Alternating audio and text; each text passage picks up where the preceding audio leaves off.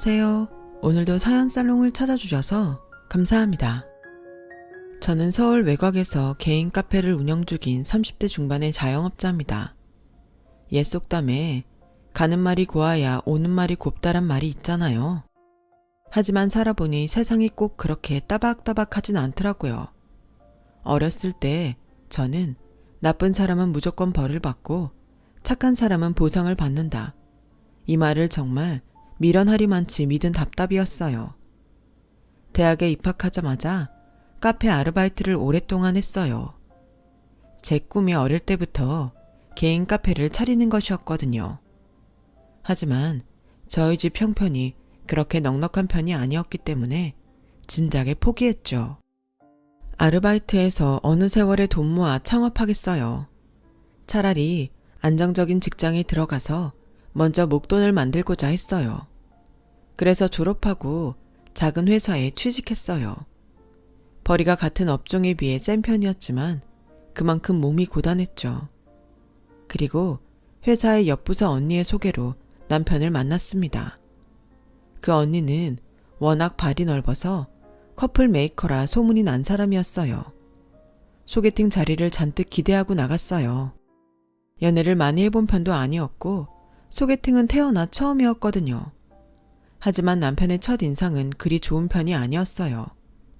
우선 첫 만남부터 지각을 한 거예요. 웬만큼 늦은 거면 말도 안 하죠. 하지만 자그마치 1시간이 넘게 늦지 뭐예요. 전 너무 화가 나서 자리에서 일어나려는 순간 남편이 소개팅 장소로 뛰어들어왔습니다. 남편은 너무 미안하다고 거듭 사과를 하더군요. 전 그냥 갈게요. 이렇게 예쁘신 분이 나오실 줄은 꿈에도 몰랐네요. 정말 미안해요. 어떻게 하면 용서를 받을 수 있을까요? 남편의 과장스러운 아첨에 저는 바보같이 기분이 풀리더군요. 그리고 그 이후로 남편과는 자연스레 연인관계가 되었죠. 연상을 만난 건 처음이었는데 남편은 가족처럼 절 잘 챙겨주고 다정하게 대해줬어요. 남편도 저처럼 회사원이었어요. 다만 다니는 회사가 저보다 더 괜찮았어요. 말하진 않았지만 눈치로 가늠하길 남편의 집안도 안정적인 것 같았습니다. 저는 일찍 아버지가 돌아가셨어요. 그래서 홀어머니와 저, 그리고 하나 있는 남동생이 가족의 전부예요. 어머니는 동네에서 부동산 사무실을 운영하세요. 물론 아버지의 빈자리를 느낄 때도 있었지만 세 식구 서로 의지하며 잘 살았죠. 정말 남부럽지 않은 화목한 가족이에요. 남편과 연애할 때 남동생은 군대에 있었고요. 솔직히 전 당시에 결혼 생각이 크게 없었어요. 결혼도 늦게 하는 추세였고 나이 때문에 결혼을 서두르는 건 좀 미련한 짓 같았어요. 그런데 남편은 저와의 결혼을 처음부터 당연히 생각하고 있더라고요. 전 남편에게 제 사정에 대해 미리 다 알려주었습니다. 당연히 집안 사정에 대해 말해야 된다고 생각했어요. 괜히 나중에 아버지 없어서 무시받거나 집안이 부유하지 않다고 상처받고 싶지 않았거든요. 괜찮아. 난 당신처럼 바르고 착한 여자는 본 적이 없어. 나만 믿고 몸만 와. 이렇게까지 듬직하게 말하는 남자는 본 적이 없어요. 그땐 제가 너무 순진했던 거죠. 그래서 정말 남편의 그 한마디 장담만 믿고 결혼을 결심하게 되었죠. 제가 연애를 조금만 더 해봤더라면, 좀 더 사람 보는 눈이 있었더라면 남편과 결혼을 그렇게 번갯불에 콩 볶듯이 하지는 않았을 겁니다. 상견례를 하는 날 저는 시댁 식구들을 만나게 되었는데요. 그런데 아버님이 안 보이시더라고요. 시모는 아버님이 아침에 갑자기 급체를 해서 못 나온 것이라고 했죠. 어머, 그러시군요. 빨리 쾌차하셔야 할 텐데요. 저희 엄마는 당연히 그 말이 진짜라고 생각하며 위로의 말을 건넸어요. 저도 마찬가지였고요. 그런데 문제는 남편의 누나인 시누이였어요. 그런데 결혼하면 일은 그만둘 거지? 네? 시누이는 절 보자마자 반말을 하더군요. 저희 엄마와 남편도 좀 당황했죠. 시월드가 이런 건가 싶어 전 침착하게 대답했어요. 시집간 친구들이 상견례에서 기싸움에서 좋을 거 없다고 했던 게 떠올랐어요. 초장에 며느리 기 잡는다고 별 미친 짓 하는 사람들 많다고 했었습니다. 아니에요. 요새 외벌이가 얼마나 힘든데 힘 닿는 데까지 저도 벌려고요. 어머, 월급이 500 넘나 봐? 저는 정말 당황해서 아무 말도 하지 못했어요. 엄마도 너무 당황하셔서 절 쳐다보셨어요. 저희 엄마가 정말 순둥이시거든요. 마침 종업원이 음식을 가져와서 대화는 중단되었어요. 아마 그 자리에 제 남동생이 있었다면 상을 엎었을지도 모르겠습니다. 남동생은 그런 상황을 못 참거든요. 상견례는 무사히 마쳤어요. 저는 남편에게 시누이가 혹시 날 싫어하느냐고 대놓고 물었죠. 아니야, 신경 쓰지 마. 누나 성격 원래 저래. 부모님도 못 말려. 친해지면 쿨하다고 너도 좋아하게 될걸. 정말? 나 싫어하시는 거 아니지? 전 정말 남편의 말을 곧이곧대로 믿었어요. 아무 말이나 툭툭 내뱉는 시누이가 실은 시크하고 쿨한 여자라고요. 그리고 속으로 못 배운 사람이니까 내가 참아야지 했습니다. 그렇게 생각하니 마음이 편하더군요. 그리고 친정 엄마에게도 시누이의 성격을 잘 설명했어요. 그리고 그렇게 저희는 결혼을 하고 마침내 부부가 되었죠. 신혼생활하고 6개월은 정말 행복했어요. 그리고 나머지 6개월은 그저 그랬는데요. 저는 그게 권태기라고만 생각했어요. 다정하게 절 챙겨주던 남편은 퇴근하면 텔레비전만 보고 게임만 하는 무심하고 재미없는 사람이 되었거든요. 아침, 점심, 저녁 꼬박꼬박 밥 챙겨주는 게 제 일이더군요. 가정부 취급당하는 기분이었어요. 그리고 그 이유를 알게 된 데에는 오랜 시간이 걸리지 않았죠. 바람도 똑똑한 사람들이나 피우는 거더군요. 회식에 다녀온 남편이 술이 떡이 돼서 퇴근한 날이었죠. 전 곤드레 만드레 취한 남편의 꼬랑내 나는 양말을 벗겼어요. 땡큐. 정은아, 내가 너 사랑한다. 많이. 전 피식 웃었습니다. 그저 남편이 동료 여자 직원에게 하는 응원의 말이라고 생각했죠. 그런데 제가 남편의 양복 바지를 벗기려고 하자 남편의 입에선 충격적인 말이 나왔죠. 또 하자고? 아이, 너무 밝히네. 여기 회사예요. 간지러워. 남편의 추잡한 말에 전 얼음이 되고 말았어요. 남편은 그 뒤에도 음담패설이 섞인 술주정을 하더군요. 그리고 저는 남편의 양복 상의에 있는 핸드폰을 꺼냈죠. 역시나 비번이 걸려있더군요. 어떻게 할까 고민하다 전 남편의 자동차 열쇠를 들고 아파트 주차장으로 갔어요. 남편 차에 붙어있던 블랙박스를 꺼내 영상을 확인하게 되었어요. 오빠, 여기 차 아니야. 진짜 완전 은큼하다니까. 우리 요물, 네가 이렇게 예쁜데 내가 가만히 있겠어? 남편과 저는 권태기가 아니었습니다. 남편이 회사 동료와 바람이 났던 것이죠. 영상 속에서 남편과 여직원은 온갖 추태를 부리며 커플 행세를 하더군요. 다행히 차에서 그 짓거리는 하지 않더라고요. 다음날 전 여전히 술에 취해 정신을 차리지 못한 남편에게 블랙박스 동영상을 보여주었죠. 여보, 그게 아니라 다 오해야. 아니다, 내가 쳐 죽일 놈이야. 이혼해. 다행히 우리 사이에 애가 있는 것도 아니고 그냥 이 여자랑 살아. 남편이 무릎 꿇고 싹싹 빌더군요. 뭐든 다 해주겠다면서요. 제발 용서해달라고 했어요. 다 필요 없고 그냥 갈라서자고. 당신 카페 차리고 싶다며. 그거 내가 차려줄게. 그때까지도 이혼만 결심했던 저는 카페 소리에 마음이 흔들렸어요. 간통죄도 없어진 마당에 류책 쌓여도 전부 남편에게 있잖아요. 이대로 이혼하면 멀쩡히 저만 손해인 것 같았죠. 시모에게 5층짜리 상가 건물이 있어요. 마침 1층에 있던 옷집이 폐업해서 공실인 상태였고요. 남편은 자기가 시모를 설득해 카페를 내준다고 호언장담을 하더군요. 대신 나 바람핀 거는 우리 집에 비밀로 해주면 안 될까? 응? 그 여자랑 깊은 사이도 아니었고 진짜 잠깐의 일탈이었어. 일탈. 우리 집에서 알게 되면 나 쫓겨나고 유산이고 뭐고 하나도 못 받을 거야. 그리고 뜻밖의 시아버지 얘기를 들었어요. 이상하게 시댁에서는 시아버지 얘기만 나오면 쉬쉬하는 분위기였거든요. 게다가 결혼식 이후로 한 번도 본 적이 없었고요. 시댁에 잠깐 갈 때마다 시모는 시아버지가 지방에서 일을 하느라 잘 들어오지 않는다고만 둘러댔거든요.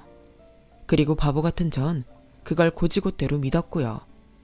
사실 시아버지가 남편 어릴 때 바람나서 집 나갔답니다. 10몇 년 가까이 안 보고 살다가 어머니가 아들 결혼식장에 부르려고 수소문해서 겨우 찾았다더군요. 아무튼 그 이후로 집에서 바람난 사람이라고 하면 길길이 날뛰고 찢어 죽일 놈으로 본다더라고요. 속으로 부전자전이라 생각하기도 했어요. 그런 상태에 솔직히 저는 남편의 제안에 혹했어요. 결혼한 지 1년도 안 된 상태로 이혼을 하는 것도 마음에 걸렸고요. 일주일 동안 남편은 밖에서 지내며 저에게 애걸복걸 용서를 빌었어요. 전 각방을 쓰는 조건으로 일단 이혼은 보류한다 했죠. 그리고 남편은 정말 약속대로 시댁의 건물에 제 카페를 차려주었어요. 전 퇴사를 했고 하나부터 10까지 카페에 관련된 모든 일은 제가 처리했어요. 커피 공부도 정말 열심히 했고요. 이미 대학 때 바리스타 자격증도 따두었거든요. 사실 직장생활 중에도 제 마음 한구석에는 카페에 대한 열정과 욕심이 남아 있었어요. 남들은 우습다고 생각할 수도 있겠지만 저에게는 정말 소중한 소망이었어요. 그런데 시누이의 불만이 좀 컸습니다. 시모 건물이기는 하나 관리는 시누이가 거진 다 하고 있거든요. 싸가지 없는 시누이에 대해서 설명을 해야겠네요. 시누이는 40대 이혼녀입니다. 엄청 어린 나이에 결혼을 했다가 이혼을 한 거라고 하더군요. 게다가 시누이의 결혼 상대는 애딸린 유부남이었답니다. 시누이가 그 집 가정 풍비박산 내고 결혼을 강행했다네요. 그 성격에 안 봐도 뻔하죠. 그 남자를 이혼시키려고 별의 별짓 다 했을 게 분명합니다. 여튼 시누이는 카페 공사 중에도 찾아와 사사건건 트집을 잡았죠. 괜히 카페를 차려서 망하면 건물 값만 내려가는 거라고요. 시댁 건물이 몫이 좋긴 했지만 오래돼서 금광곳도 많고 공사 비용도 많이 들었어요. 그리고 그 돈은 제 적금으로 해결했죠. 드디어 제 소망이 담긴 카페를 개업했습니다. 걱정이 많이 들었는데요. 생각보다 장사가 잘 되더군요. 준비를 오래 한 덕인지 금방 단골 손님이 늘었고 배달도 시작했죠. 하지만 이게 무슨 운명의 장난일까요? 얼마 후 출장을 간다고 지방으로 갔던 남편이 모텔에서 심장마비로 세상을 떠나버린 것입니다. 심지어 출장도 아닌 여직원과의 불륜여행이었죠. 다시는 안 만난다고 한 건 거짓말이었어요. 남편의 회사도 발칵 뒤집어졌어요. 알고 보니 그 여직원도 유부녀였다고 하네요. 사유야 어찌됐든 저 또한 큰 슬픔을 느꼈어요. 남편이 바람을 피웠지만 같이 살았던 정이 크긴 하더라고요. 한때는 그 사람과의 미래를 꿈꿨던 아내니까요. 하지만 시댁의 반응은 전혀 달랐어요. 시누이와 시모는 제 슬픔은 안중에도 없나 봐요. 장례식장에서부터 저를 남편 잡아먹은 년이라고 욕하더군요. 결국 저는 장례식장에서 남편의 불륜 사실을 시댁에 밝혔죠. 그런데 그 말을 듣고 난 후 시댁의 태도가 더 가관이었어요. 얼마나 뻔뻔하던지 아들이 바람피다 죽은 건 생각도 안 하나 봐요. 결혼한 지 1년도 안 됐는데 바람을 피는 건 여자가 잘못했다는 거지. 얼마나 처신을 못했으면 신혼인데 남자가 밖을 돌았겠어. 그래서 애비 없이 자란 것들은 집에 들이면 안 되는 건데. 저만 애비 없이 자랐나요? 남편도 애비 없이 자랐습니다. 어이가 없어서 말도 나오지 않았어요. 얼마 후 시모와 신우는 카페 건물에까지 찾아와 횡포를 부렸어요. 저를 쫓아내려는 거죠. 제 이름으로 된 건물도 아니니 법적으로도 전 아무 힘이 없었어요. 그런데 그 소식을 들은 엄마가 저 몰래 시누이를 찾아갔나 봐요. 과부된 딸 한 번만 도와주면 안 되겠냐 했답니다. 그랬더니 저희 엄마에게 이렇게 말했다고 하네요. 그렇게 절실하면 무릎이라도 꿇던가. 그럼 내가 생각이라도 해볼 수도 있지. 엄마는 결국 신우 앞에서 무릎을 꿇으셨대요. 전 정말 모르고 있었어요. 이 모든 사실은 신우이가 제게 전화를 해서 알게 된 사실이었어요. 그런데 니네 엄마가 진짜 나한테 무릎을 꿇긴 하더라? 엄마는 제게 끝까지 숨기실 생각이었나 봐요. 저는 화가 머리 끝까지 나고 부하가 치밀더군요. 저희 엄마가 무슨 마음으로 신우이 앞에서 무릎을 꿇었는지 알기 때문에 엄마를 탓할 수도 없었어요. 억장이 무너져 가슴을 치며 펑펑 울었습니다. 야, 너는 얼마나 염치가 없으면 니네 엄마까지 시켜서 나 찾아오게 만들었어? 진짜 무릎이라도 꿇으면 내가 가게를 내 동생 잡아먹은 니년한테 줄 거라고 생각했어? 제 처지가 어떻건 엄마가 어떻게 했건 결국 제 피 같은 적금을 들여 차린 카페를 나왔어요. 저도 더러운 꼴 더는 보고 싶지 않았거든요. 그런데 알고 보니 제 카페가 잘 되는 것이 부러웠던 신우이가 제가 나가자 거기서 계속 카페 장사를 한 것이 아니겠어요? 그동안 신우이의 횡포를 잘 알고 있었지만 인간이 그 정도인 줄은 몰랐어요. 처음 봤을 때부터 알아봤어야 하는데 제가 만든 시그니처 메뉴들을 다 자기 것이냥 팔고 있더라고요. 기도 안 차더군요. 그래서 저는 남편과 살던 아파트로 대출을 받아 신우 건물 바로 옆 건물에 카페를 차렸습니다. 2판 4판이었어요. 어떻게 해서든 신우이 망하는 꼴을 봐야겠더군요. 제가 가게를 오픈하자 신우이 카페 손님들이 하나 둘 떨어져 나가기 시작하더라고요. 저희 가게 단골 손님들은 종종 신우 카페에 흉을 봤어요. 커피 맛이 이상하더라. 케이크는 관리를 하는 건지 쇼케이스도 엉망이더라. 등등 관리도 안 되고 거지같이 막 운영하는 것 같았어요. 그렇게 정신없이 1년이 지났을 무렵 저희 카페는 SNS에서도 좀 유명해지기 시작했어요. 반면에 신우 카페는 알바생 월급도 못 줄 것 같더군요. 그게 현실이죠. 카페는 아무나 한답니까? 그리고 그 사이 저에게는 좋은 사람이 생겼어요. 사실 건물을 계약할 때부터 건물 주인이 저에게 관심이 좀 있었어요. 건물주라고 해서 다 나이가 많은 건 아니더군요. 저보다 8살 많은 평범한 사람이에요. 건물 몇 채를 부모님께 물려받았다고 하더라고요. 그리고 준석 씨도 저처럼 배우자와 사별을 했고요. 당시 저는 남편 보낸 지 얼마 되지도 않았고 카페 일에 치여서 마음의 여유가 없었어요. 그 와중에 준석 씨가 거의 매일 저희 카페에 커피를 사러 왔답니다. 부담스럽지 않은 정중한 대시였어요. 그렇게 저는 준석 씨와 사랑에 빠지게 되었죠. 물론 처음부터 제 사정을 다 털어놨어요. 사실 조금 무서웠거든요. 남편과의 그런 일을 겪은 후 내가 앞으로 누구를 믿고 사랑할 수 있을까 많이 고민했어요. 그런데 준석 씨는 되려 자기가 눈물을 흘리며 저를 위로해줬습니다. 정말 심성이 고운 사람이었죠. 교제한 지 얼마 안 돼서 제게 청혼했어요. 결혼을 전제로 만나자면서요. 하지만 저는 거절했고요. 저로서는 당연한 처사였죠. 하지만 그 사람은 제가 청혼을 거절했다고 해서 설득하거나 강요하지 않더군요. 정말 놓치고 싶지 않아요. 제 인생의 마지막 사랑인 것 같아요. 결혼이 부담스럽다면 강요하지 않을게요. 우리 그냥 계속 만나요. 저는 이 말을 듣자 준석 씨가 진짜 괜찮은 사람이란 걸 깨달았어요. 번갯불에 콩 볶듯 결혼하자는 전 남편과는 하나부터 10까지 모두 달랐거든요. 저는 결국 청혼을 받아들였어요. 저희는 결혼식을 올리지 않고 혼인신고만 했죠. 저에 대한 배려였어요. 그리고 그 사람은 제게 선물이 있다고 하더라고요. 그가 바로 전 신우이의 건물을 매입할 거란 사실이었죠.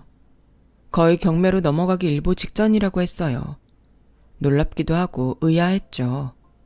수소문에서 알아본 결과 신우이가 사기를 크게 당한 거였습니다. 그것도 결혼 사기였죠. 자기보다 한참 어린 헬스 트레이너랑 눈이 맞아서 결혼한다고 청첩장까지 다 뿌려놓은 상태였답니다. 그런데 알고 보니 남자가 제비였던 거죠. 헬스장 차려주려고 건물담보로 대출을 엄청나게 받아서 빚이 눈덩이가 된 거였어요.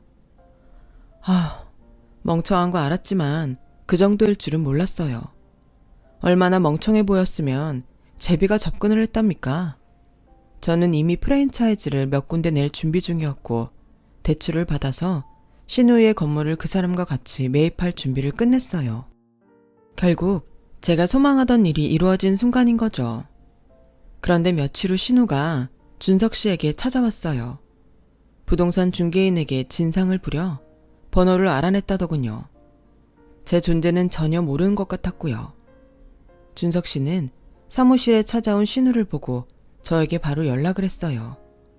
신우이는 준석 씨에게 다짜고짜 찾아와 제발 건물에 있는 가게를 계속 운영하게 해달라고 했다네요. 이대로 넘어가면 권리금도 못 받고 죽 서서 개주는 꼴이니까요. 신우는 사무실에 나타난 저를 보고 기겁을 했습니다. 네가 왜 여기 있냐며 당황스러워했죠. 그러자 그 사람은 저를 아내라고 소개했고요. 신우의 얼굴이 홍시처럼 시뻘개졌어요. 그런 표정 볼만하더군요. 저희가 부부라는 말을 듣자마자 신우이는 바로 저의 손을 잡고 친한 척을 하더라고요. 태어나 그렇게 염치 없는 사람은 처음 봤네요. 우리가 한때는 가족이었잖니. 너 이러면 안 되는 거다. 우리가 너한테 얼마나 잘해줬는데. 한 번만 도와줘. 너는 이 가게 없어도 잘 먹고 잘 살잖아. 빌빌대는 꼴이 볼만하더군요. 통쾌했지만 그간의 묵은 감정들이 그걸로 해결되지는 않았어요. 그리고 저희 엄마에게 했던 일이 생각났죠. 언젠가 똑같이 아니 몇 배로 갚아주겠다고 다짐했었죠. 그래서 저는 신우이가 저희 엄마에게 했던 것처럼 똑같이 했습니다. 그렇게 절실하면 무릎이라도 꿇고 빌어야 하는 거 아닌가? 우리 엄마 무릎은 꿇리더니 너도 우리 엄마 찾아가서 무릎 꿇어. 그럼 내가 생각해 볼게요. 신우이는 무슨 말을 하려다가 어버버거리더니 사무실을 박차고 나갔어요. 하지만 며칠 뒤 엄마에게 연락이 왔어요. 신우이가 과일 바구니를 들고 찾아와 무릎 꿇고 싹싹 빌었대요. 그리고 신우이는 저를 다시 찾아왔더군요. 뭔가 모르게 당당한 태도였죠. 글쎄, 저에게 뭐라는지 아세요? 정말 낯짝이 뻔뻔한 여자였어요. 들었지? 내가 너희 엄마 찾아가서 무릎 꿇고 사정한 거. 그럼 이제 다 용서한 거지? 가게는 언제 열게 해줄 거야? 내가 생각해 본댔지. 용서해 준다고 했어요? 뭐? 네가 날 가지고 놀아? 생각 끝났네요. 건물에 당신 자리 내줄 생각 전혀 없어요. 나가요. 신우이는 자기 화를 못 참아서 사무실에 있는 물건을 마구잡이로 던지더군요. 경찰 부르기 전에 나가라고 했습니다. 그러게 사람이 사람한테 그렇게 함부로 하고 살면 쓰나요? 저는 현재 남편이 된 준석 씨와 달콤한 신혼생활을 보내는 중입니다. 지금 남편은 절 얼마나 아껴주는지 집안일 하시는 분도 불러줘요. 저희 엄마랑 동생한테도 참 잘합니다. 가맹점 낸 것도 꽤 성공적이었고요. 차근차근 다른 지역으로도 진출할 생각입니다. 그리고 얼마 전에 남편과 제 생일날 백화점에 갔었어요. 그런데 그곳에서 신우를 봤어요. 와인 매장에서 셀러로 일하고 있더군요. 절 보고는 기겁을 하며 땅만 쳐다보더라고요. 저는 피할 이유가 없기 때문에 당당히 매장으로 들어갔습니다. 그리고 그곳에서 고급 와인 한 병을 샀어요. 선물 포장도 해달라고 했어요. 계산하려고 제 카드를 건네받은 신우이의 손이 덜덜 떨리는 걸 봤는데 아는 척은 안 하더군요. 건물주 행세하던 당당한 모습은 어디에도 없더군요. 얼마나 꽃인지 몰랐어요. 권선징악이라는 게 꼭 존재하는 건 아니겠지만 저처럼 악착같이 살다 보면 언젠가 내가 더 잘 살 수 있는 날이 오긴 오나 보더라고요. 사람한테 잘하고 남편한테 잘하면서 남은 시간 열심히 살아가고 싶습니다. 앞으로의 제 시간 응원해 주세요. 제 이야기를 들어주셔서 감사드려요. 들어주신 분들도 항상 행복하시길 진심으로 바랍니다. 여러분, 사연 댓글에 응원과 현명한 조언 부탁드려요.